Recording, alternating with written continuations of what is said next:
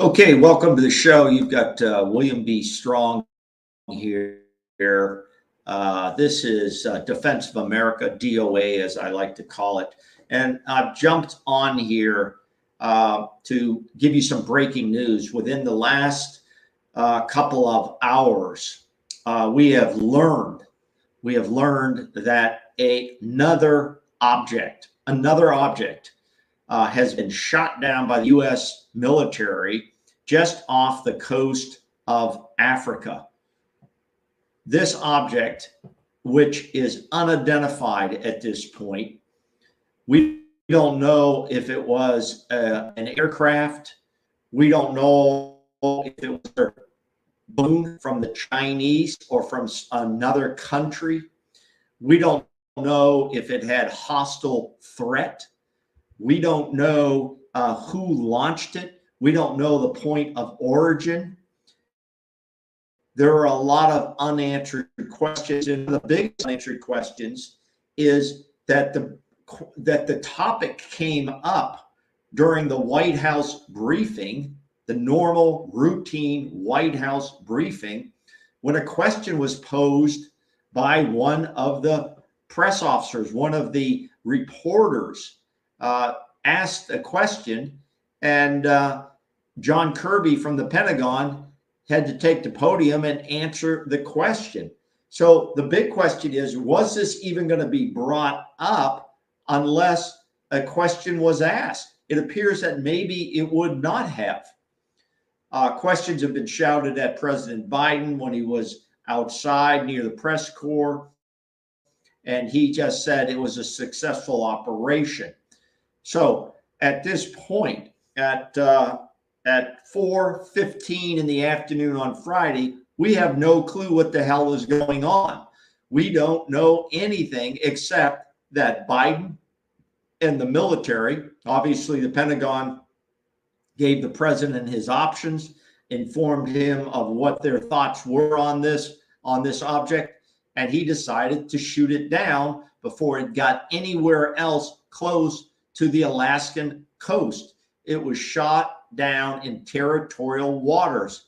But there are a lot of questions we don't know. And I'm not going to say on here now, but pretend to know what all the answers were or are. We don't know. But we do know that President Joe Biden took the initiative, attacked the object, and brought it down. And now the U.S. military is in a full recovery mode of what wreckage they can find. The object has been quoted as being about the size of a small car. So, given that, let's suppose it was the Chinese again. Let's suppose we can trace the origin, which they will go back and do. They'll be able to trace pretty much the origin of where this was launched from. And let's say it was the Chinese again. Why would they take such a provocative action against the United States? Are they looking for a provocation so they could do something else in the world? For example, attack Taiwan. Do they want us to become so distracted by what's happening off our own coast that we lose sight of what they really want the most, and that is the island of Taiwan? If they could say this is a provocation to go to war and go to war against Taiwan because we have shot down what they claim to be civilian, non-military, non-intelligence objects, i.e. the Chinese balloon. So there's going to be a lot more information flowing on this matter, not only today and tonight, but also likely over the weekend and likely into next week as we find out more of what's going on. But you don't just send your U.S. military up into the sky to shoot down objects that you perceive are not threatening. They did say they saw this as a quote threat against civilian aircraft in the area. That means, but I will tell you this, it sounds like that is not the whole story. That is definitely not the whole story. So all the media will be pursuing this throughout the weekend. So any weekend plans they had, they're going to have to shut down. They won't be going to the beach as they track this story. That's for sure. And let me read a little bit from my news feed here and give you what was on the Fox News spreadsheet. And as you know, I look at news all across media, but I have Fox up today.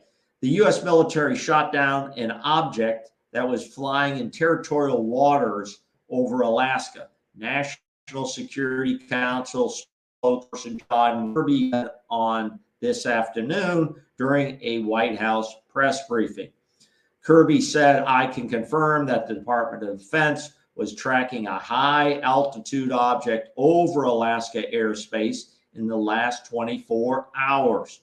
The object was flying at an altitude of 40,000 feet and posed a reasonable threat to the safety of civilian flight. Out of an abundance of caution and the recommendation of the president, who did not do this the last time, President Biden ordered an immediate shoot down of the object by our U.S. military." And they did just that. It was an easy shoot down, and it came inside our territorial waters, Kirby said. Kirby added that the object landed on frozen waters, okay, meaning an ice pack. It landed on an ice pack, and added that fighter aircraft assigned to the U.S. Northern Command took down the object within the last hour, which would have been somewhere, I would say, around 1 o'clock. You got to add in the Alaska time, so it would have been in the morning, Friday morning. He added the object was much, much smaller than the spy balloon that we took down last Saturday. And he said the way it was described to me, being John Kirby, was roughly the size of a small car, as opposed to a payload that was like 2 or 3 bus sizes of the Chinese balloon. Kirby also said he doesn't know of any outreach to the Chinese government about the object, and said that the government doesn't know who owns the unmanned object. Now, automatically, this is going to start some rumors and threats that maybe it was an alien life form. I doubt that, so let's take that off the list.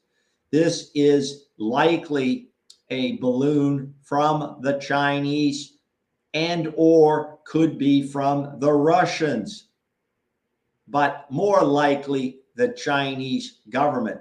But the question would be, why would they follow up after the controversial first incident? That is going to be a key question now that they can quickly recover this on the ice pack and trace its origins. That should be pretty simple to do. The other thing I heard on the news before I came on the air was that a Pentagon call went out to the Chinese defense minister.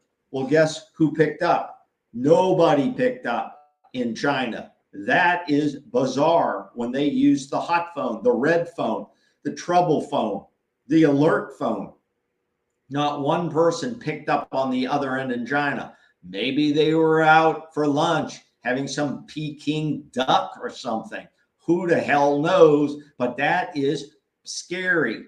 That is pretty scary when you think about it, that when the hotline to China or to Russia or to anyone else that has nuclear weapons doesn't pick up, not a good sign. Not a good sign. So at this point, we have lots of unanswered questions about this. There's a lot of news on the major networks at this point. So you can pick your favorite news site and kind of track this. But I don't suspect that we'll have details coming out on this until later tonight or tomorrow. But it's fascinating to note that we've had 2 shoot downs now in the last few days. What does this mean? What is it a sign of? Is it something significant? Is it a flag that something is about to happen in the world that we are not, as the American public, fully aware of? This is William B. Strong for Defense of America. Thanks for listening in. And if some new details come about, I will be back on the air. For now, I'm going to shut it down and track the story for you. Now, I'll shut this down and then I'll be back on the air a little bit later this evening to see where we stand on this matter. I appreciate you helping me build this channel. This is your channel. This is where you can leave comments. You can let me know what you're thinking of what's going on here. And I think that's going to help us build a strong channel here that everybody can participate in. So for William B. Strong, I'm going to shut it down here, track the story, and I'll be back later on with you. Have a great day.